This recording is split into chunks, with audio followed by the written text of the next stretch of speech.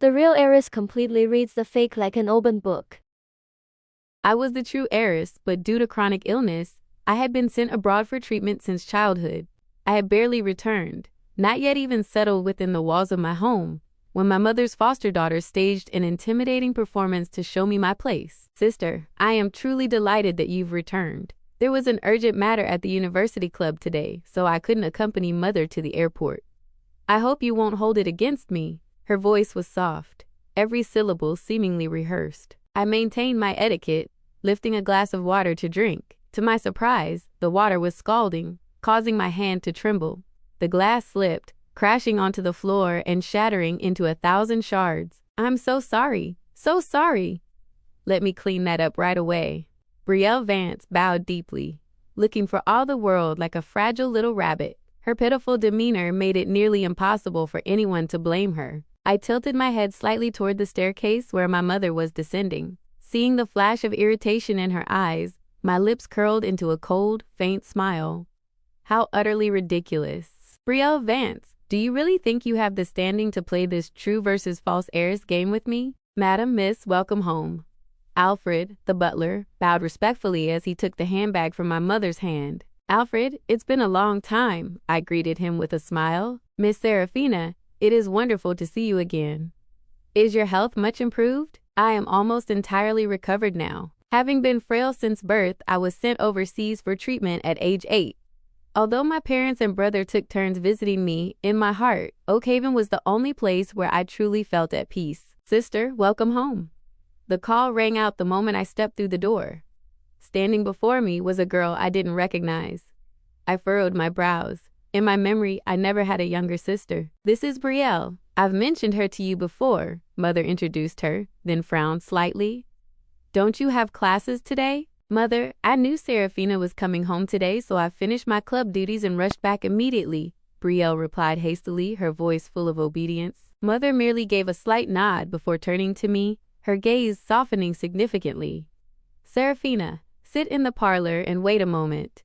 I'm going upstairs to see if your bedroom is ready. Hearing this, Brielle clenched her fist slightly, a flicker of grievance appearing in her eyes, but Mother paid her no mind at all, simply smiling at me before turning to head up the stairs. I didn't care either, and settled onto the sofa. Alfred immediately signaled the staff to bring out fruits and pastries. A moment later, Brielle followed a servant and placed a glass of water in front of me. Sister, the cake might make you thirsty. Have some water. Thank you, I replied curtly, reaching for the glass.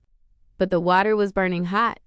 Instinctively, I let go. The glass hit the floor and shattered. I'm sorry. I'm so sorry, sister. I didn't mean it.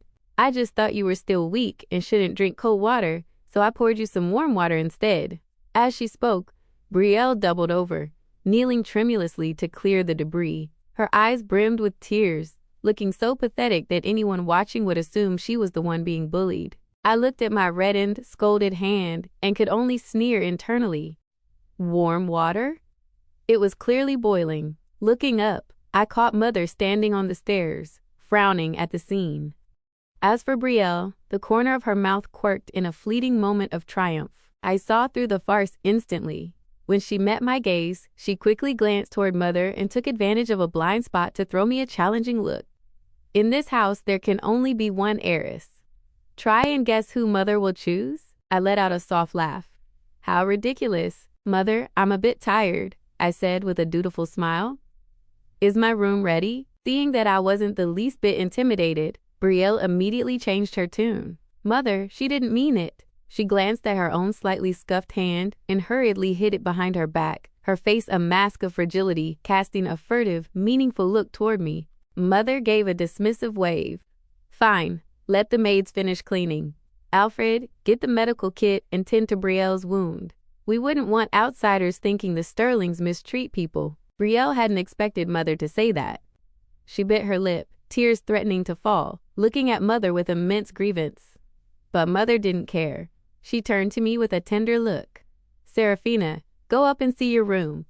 I've prepared it very carefully. It was a tale of two worlds. As I turned at the landing, I deliberately looked back and gave a mocking smile to the fuming Brielle below. Did she really want to make Mother hate me and seize all the love and glory of the Sterling family for herself?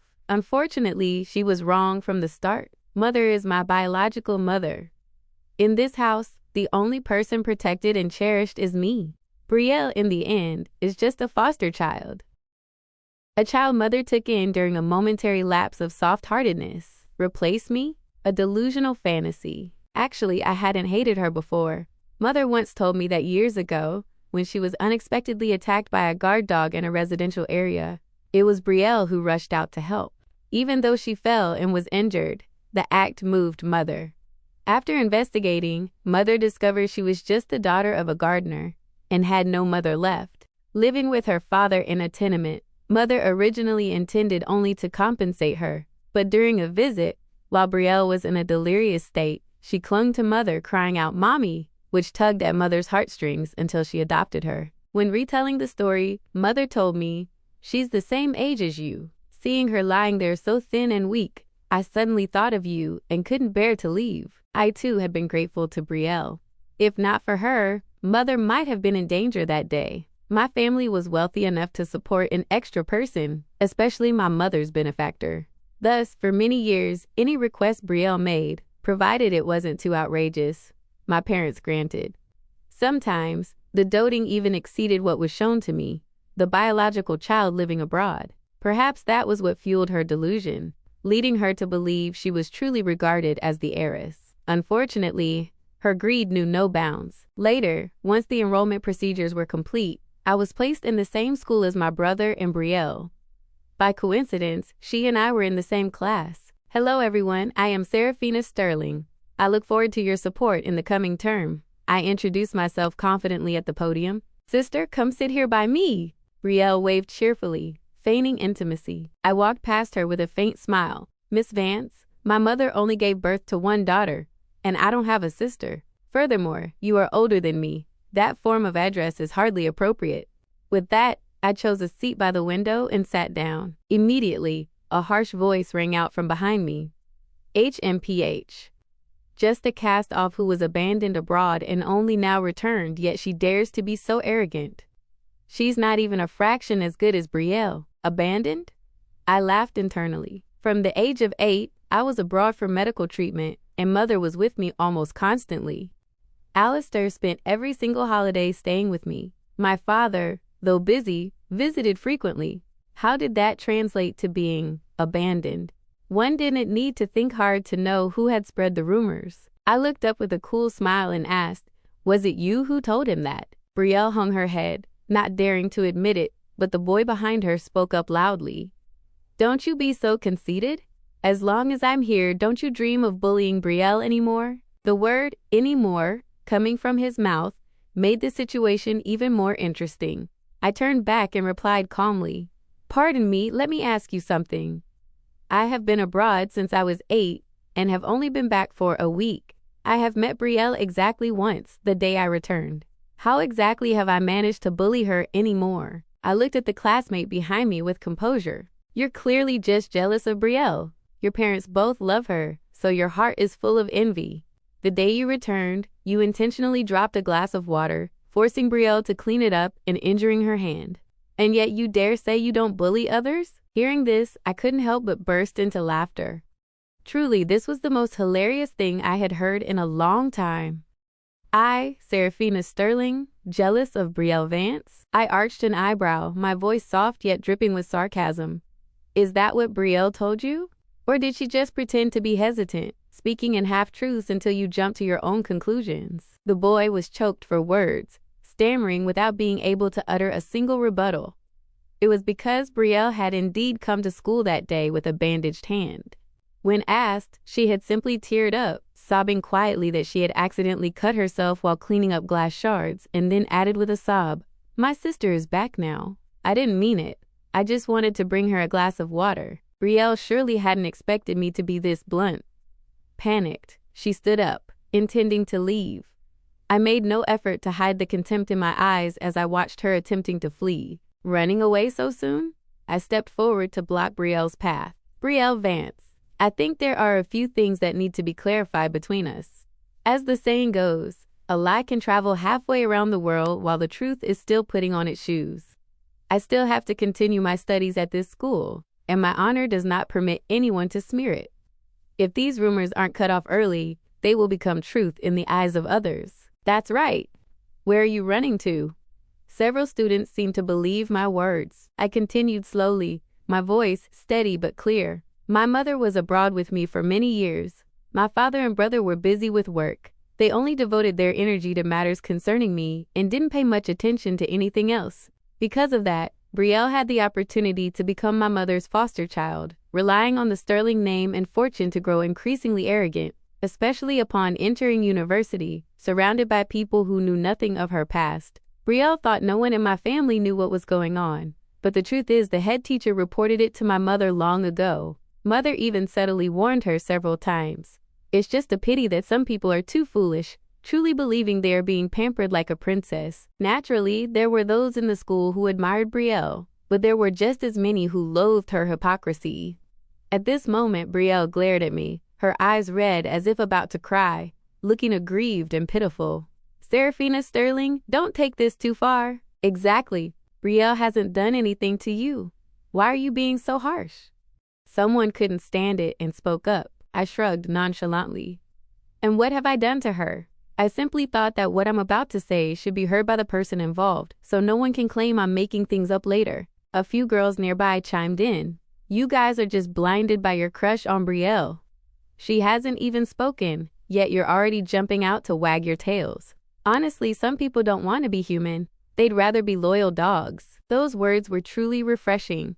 I maintained my polite smile, my gaze relaxed, completely unbothered by the curious stares around me. I have only just returned to the country. I'm not sure where you heard these false rumors that have made you so hostile toward me. My health was poor, so I went abroad for treatment. I was never abandoned by my family as the gossip suggests. Throughout those years, my mother was almost always by my side caring for me.